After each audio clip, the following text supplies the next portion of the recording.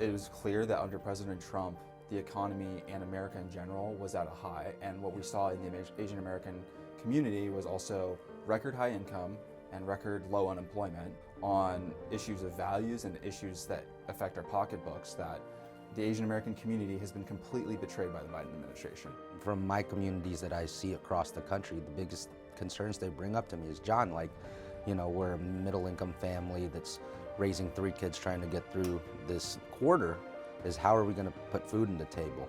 Gas prices are high. These are just problems that the Democrats don't have any solutions to. In the Asian American community, education is a very important part of one's life.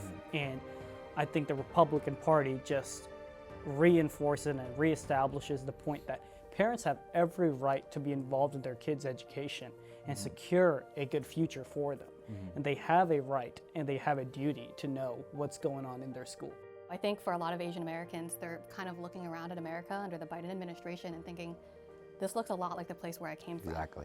My biological parents and biological grandparents, they left me on the street next to a market in Guangdong. I'm sure they had the visions of, where their daughter and granddaughter would wind up, and I'm sure it was America. This is what they envisioned for me, and a place where meritocracy is valued. The Biden administration kind of takes hold of every institution that we hold dear, and maybe our country does look a little bit more like the countries that we came from. I imagine that my parents and grandparents, I don't know if it'd be remorse or sadness, but I suspect they wouldn't be happy.